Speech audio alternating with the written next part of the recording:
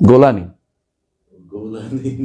Golan হচ্ছে, হ্যাঁ Golani সে বাণী, যে সে আমার জানা মতে তারা সবাই সালাফি, তারা ওই খারাপ কোনো আকিদায় বিশ্বাসী না, এরা ভালো। ভালো মানে হচ্ছে আপনার সালাফি আহলে হাদিস নাম নাই আর কি ওদের, কিন্তু এরা আরব দেশে এরকম কেউ নাম দিয়ে চলে না, আরব দেশে কামের মাধ্যমে তারা পরিচিত হয়, মানহাজের মাধ্যমে পরিচিত হয়, কিন্তু এরা ভালো যতটুকু আমি জানি। এদের মধ্যে এমনকি তাদের সাথে একসময় আল কায়দা এবং আইএস ছিল, ওরা চলে গেছে। এরপরে যারা আসছে এরা হচ্ছে মধ্যম, অনেকটা মধ্যপন্থী। এদের দ্বারা দেখেন যে বাগড়ম্বর হচ্ছে কাজটা ভালো হয়েছে ওদের দ্বারা, বাগড়ম্বর করে নাই বেশি। আর এদের শত্রু যারা আছে এরা শিয়া, এদের শত্রু হলো একেবারে কাট্টা কাফেররা। তো এই কাট্টা কাফের শিয়া এদের শত্রু। সুতরাং এরা যাই আসছে আলহামদুলিল্লাহ শুকরিয়া আদায় করা দরকার, আল্লাহর কাছে দোয়া করি যেন আল্লাহ তাআলা শামবাসীদেরকে ঐক্য দেখার তৌফিক দান করে, শামের ভিতরে যেন আর কোনো পকেট তৈরি না হয়, মারামারি হানাহানি ভিতরে না হয়, এবং তারা যেন নিজের মধ্যে একটা সরকার গঠন করে দেশটাকে পরিচালনা করতে পারে, দোয়া করছি। এবং আমরা তাদেরকে ভালোই মনে করি এবং সেভাবে তাদের জন্য আমরা দোয়া চালিয়ে যাবো, যাতে যেন সঠিকভাবে শামের মতো দেশ, আমাদের দেশ, মুসলিমদের কলজার পানির মতো নবজ বলতে পারেন, শিরা, একটা শিরা, এটা যদি কোনো মুসলিমদের হাতে আসে, ইরাকও যদি আবার যদি মুসলিমদের হাতে আসে, শিয়াদের হাত থেকে বেরিয়ে যদি মুসলিমদের হাতে আসে, এবং মিশর যদি আমাদের সঠিক মানহাজি ফিরে আসে, তাহলে আমাদের জন্য মুসলিম বিশ্বে আর কথা বলার মানে খারাপ অবস্থা ফিরে আসবে না, ভালো অবস্থা সবসময় ফিরে আসবে। আমরা সেই দোয়াটাই সবসময় করবো। কিয়ামতের আলামত নিয়ে এক এক গোষ্ঠী এক এক রকমের ফতোয়া দিচ্ছে, এক এক রকম। একদল তো কিয়ামতের আলামত যেটা নয় সেটা বানাচ্ছে দুর্ভাগ্যবশত। আবার কেউ কিছু হলেই হয়তো সে মারামারি করতেছে, এরপর কেউ কিয়ামতের আলামত, হয়তো সে কার সাথে ঝগড়া করছে, কিয়ামতের আলামত, মানে যে কোনো জিনিস কিয়ামতের আলামত বানিয়ে ফেলছে। এটা এক গোষ্ঠী আছে।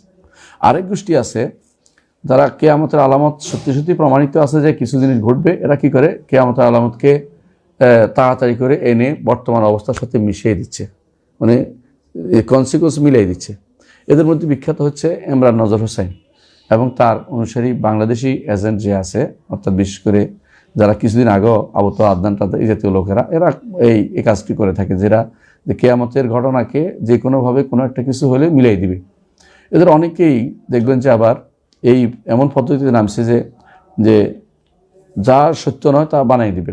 কিছুদিন আগে সৌদি আরবে বৃষ্টি হয়েছে, বৃষ্টি হওয়ার পরে বিভিন্ন গাছগাছালি উঠছে, দেখা গেল কিছু মানুষ তাড়াতাড়ি করতে শুরু করে যে কিয়ামত কায়েম হয়ে গেছে, কারণ আবার গাছগাছালিতে পরিপূর্ণ হয়ে গেছে সৌদি আরব। আসলে এটা ছিল সাময়িক। এরপরে আবার যখন বৃষ্টি শেষ হয়ে গেছে, সপ্তাহখানেকের মধ্যে সব পুড়ে যায়, আবার সব শেষ। যেভাবে জাজিরাতুল আরব উপদ্বীপ মরুজান ও আনহারান নদী নালাতে ফিরে আসার কথা ছিল, সেটা এখনো আসেনি। অর্থাৎ কিয়ামতকে ঘনিয়ে আনার জন্য কিছু মানুষ বসে আছে। আবার একদিন হয়তো কেউ মানুষ বলে ফেলবে যে রাসূলুল্লাহ সাল্লাল্লাহু আলাইহি ওয়াসাল্লাম বলেছেন যে ফোরাত নদী থেকে বের হবে, একটা স্বর্ণের পাহাড় বের হবে।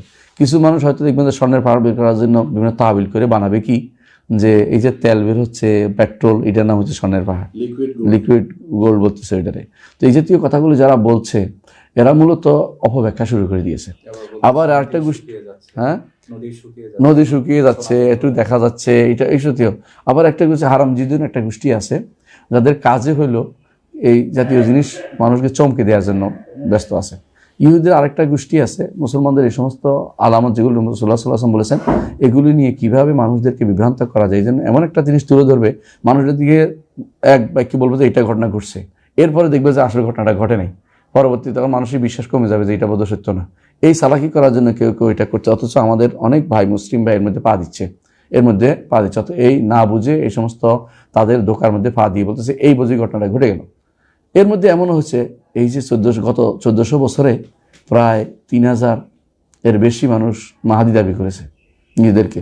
কিয়ামতের আগে মাহাদি আসবে কোনো সন্দেহ নাই, কিন্তু এটা দেখবেন যে দ্বিতীয় শতক থেকে শুরু হয়েছে মাহাদি আসার। এবং তখনকার সময় একজন বলছিল ইমাম ইবনে সিরিনকে যে শুনছি মাহাদির কথা, মাহাদি আসলে তোমার কোনো কাজ নেই, মাহাদি আসার পরে যখন তার অবস্থা সম্পন্ন হবে সে ডাক দিবে, তখন তুমি যাইতে হবে, আর পর্যন্ত মাহাদি খোঁজার দায়িত্ব নেই। কিন্তু আমাদের মধ্যে একটা সমাজে মাহাদি খোঁজার দায়িত্ব বেড়ে গেছে, মাহাদি বেড়ে গেছে, এক দৃষ্টিতে ওয়াজ করে বেড়াইছে, মাহাদি 2019 সালে আসবে, 19 গেল, 20 গেল, 21 গেল, 22 গেল, 23 গেল, 24 এসে বলছি, এখনো মাহাদির কোনো খবর নেই। কারণ আসলে তো মাহাদি বলে নাই যে কোন সনে আসবে, এটা বলা হয়নি। মাহাদি আসার যে প্রেক্ষাপট তৈরি হয় সেটাও এখনো তৈরি হয়নি। সুতরাং এই মানুষগুলো বিভ্রান্তির মধ্যে ঘুরে বেড়াচ্ছে। এর মূল কারণ হচ্ছে কিয়ামতের আলামত নিয়ে তারা একটা অস্থিতিশীল অবস্থার মধ্যে আছে এবং নিজেদের মধ্যে এটা নিয়ে বাড়াবাড়ি পর্যায়ে আছে। কেউ দেখবেন যে এই টাকা, মুদ্রা, পয়সা, এই সভ্যতা সবগুলিকে কিয়ামত আলামত বানিয়ে ফেলছে। এমনকি কেউ কেউ ইউরোপিয়ানদেরকে বানিয়ে ফেলছে, না ওই ইয়াজুজ মাজ বানিয়ে ফেলছে, ইয়াজুজ মাজ বানিয়ে ফেলছে। আর কেউ কেউ সভ্যতাকে দাজ্জাল বানিয়ে ফেলতেছে, সভ্যতাকে দাজ্জাল বানিয়ে ফেলতেছে। আবার কেউ কেউ ওই বলতেছে দাব্বাতুল আরদ কি জিনিস, দাব্বাতুল আরদ তো আর কিছু না, এটা হচ্ছে ওই যে বিভিন্ন বের হয় মানুষের যে ভাইরাস, ভাইরাসের দাজ্জাল বানাই ফেলছে, দাব্বাতুল আরদ বানাই ফেলছে। অর্থাৎ এগুলো সবই হচ্ছে বিভ্রান্তি। এজন্য আমাদেরকে কোরআন এবং সুন্নাহ যেটা আসছে এটাকে যথাযথভাবে সংরক্ষণ করতে হবে। কোনোভাবেই তাড়াহুড়ো করে ওই এইটাকে কনসিকোয়েন্স মিলানোর জন্য এটা করছে, এটা কিয়ামত, ওইটা করছে, এরকম না করা যাবে না। বাস্তবে ঘটে গেলে বোঝাবে কোনটা ঘটেছে আর কোনটা ঘটেনি।